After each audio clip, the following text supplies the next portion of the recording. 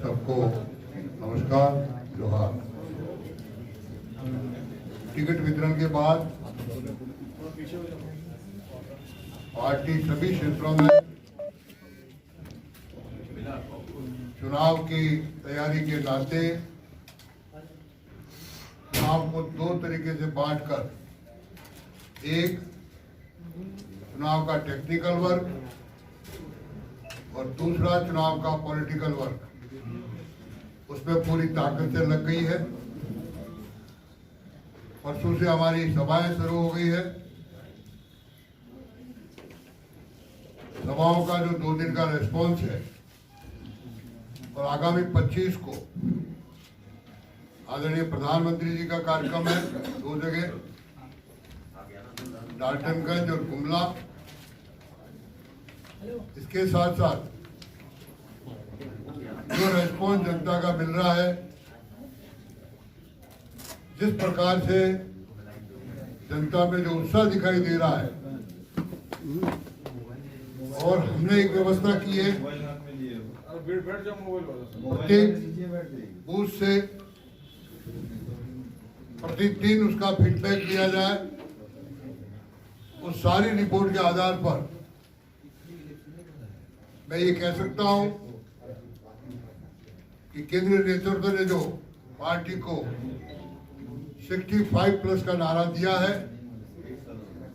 वो निश्चित रूप से हम क्रॉस करेंगे।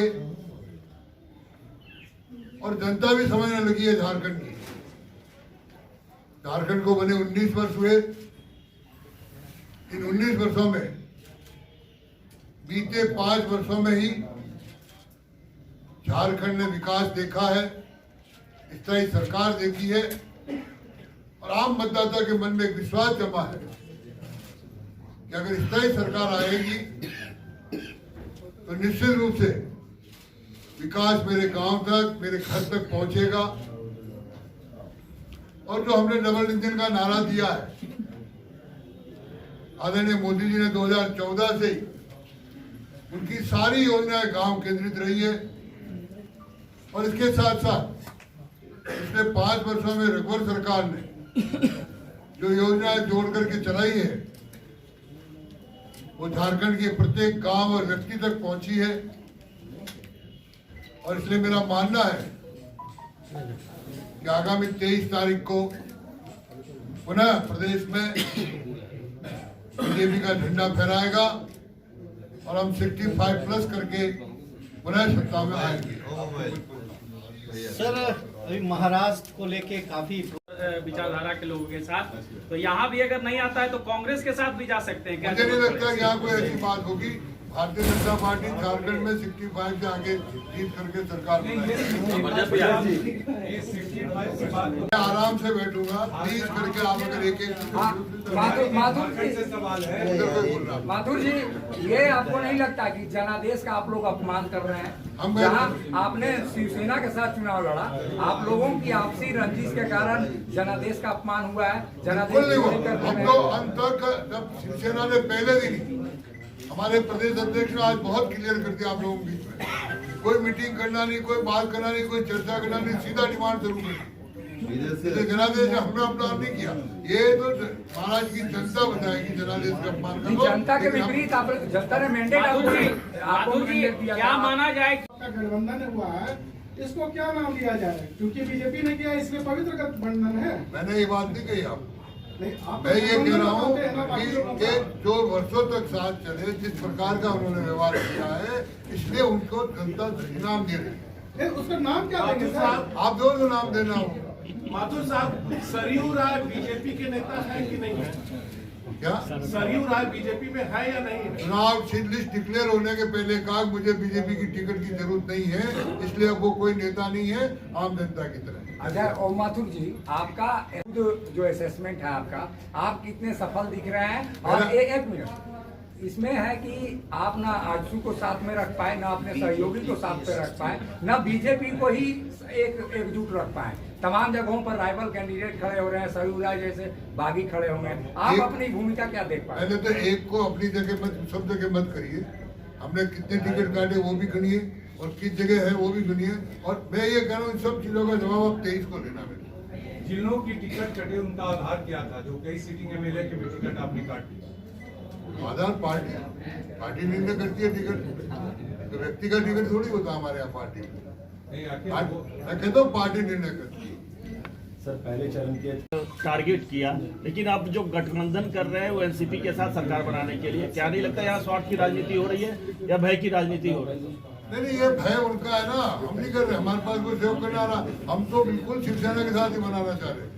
और जनता ने शिवसेना और बीजेपी को संयुक्त रूप से वर्डिंग दिया। सर सिल्ली में उम्मीदवार दे रही है बीजेपी, सिल्ली में उम्मीदवार दे रही है बीजेपी सुदेश महतो के खिलाफ।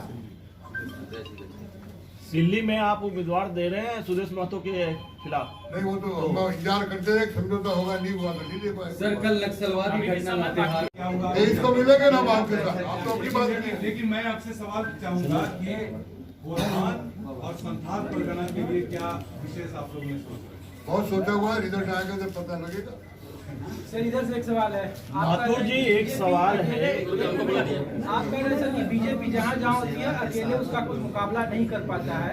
झारखंड में आप लोग 2014 में साथ थे, इस बार अकेले लड़ रहे हैं। क्या लग रहा है कि बीजेपी इस बार पिछले बार से ज्यादा कंफर्टेबल है? बिल्कुल कंफर्टेबल, ज्यादा कंफर्टेबल एकदम। माथुर जी, एक सवाल है। चाहेंगे सबसे पहले क्या कहना चाहेंगे सरकार को लेकर, जिस तरह से सरकार बनी अजीत पवार का समर्थन है, कल रात में भी आपने शुभकामना दिया था शिवसेना को, लेकिन बन गई बीजेपी की सरकार। देखिए, आपने पूछा उद्धव जी सीएम बन रहे हैं, तो मैंने कहा मेरी शुभकामना है। बंधुओं, ये पूरे देश में साबित हो रहा है कि भारतीय जनता पार्टी का अकेले कोई मुकाबला नहीं कर सकते। और इसलिए चुनाव में चाहे आपस में एक दूसरे के खिलाफ खूब बोले हो, कोई विचारों का तालमेल नहीं हो, कोई चुनाव पहले का गठबंधन नहीं हो, लेकिन चुनाव के बाद कैसे गठबंधन किया जाए, इसको मैं गठबंधन नहीं है तो कहूंगा ठगबंधन है, स्वार्थ का बंधन है, वो कोशिश करके सरकार बनाने की कोशिश कर रहे हैं। मैं पिछले 14 के चुनाव में मैं खुद महाराष्ट्र का प्रभारी था। उस समय भी हमने खूब कोशिश की थी कि साथ चले, लेकिन जब सहयोगी दल की अपेक्षा बहुत बढ़ जाती है तो वो गठबंधन निपटा नहीं है, वो साथ निपटा नहीं है। अलग लड़े, वो माने नहीं, सरकार बनी, बाद में माने, सरकार बनी।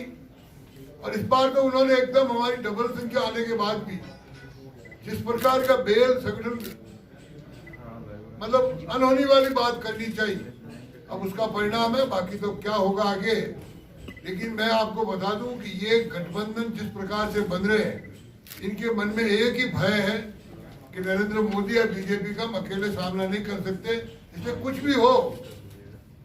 और हमने कोई कम सहन नहीं किया महाराष्ट्र में पिछले 5 साल तक। क्या क्या नहीं हमारे प्रधानमंत्री जी के लिखा, क्या क्या नहीं हमारे पार्टी के बारे में, राष्ट्रीय अध्यक्ष जी के बारे में लिखा, फिर भी हम एक सहयोगी दल के साथ निभाते रहे। इस बार साथ लड़े, उनकी जनता ने हम दोनों को मिलकर के वर्डिंग दिया, पूर्ण बहुमत दिया, लेकिन उनकी अपेक्षाएं बढ़ गई, नहीं चला। देखिए आगे क्या सर कितनी सीटें हैं आपके पास? सर कितनी सीटें हैं? देखिए, यहाँ बैठे कोई मैं कितनी सीटें कहना व्यवहारिक रहेगा, ये तो आप लोग अभी हम घंटे 2 घंटे में 30 तारीख को हमको बताओ। माथुर जी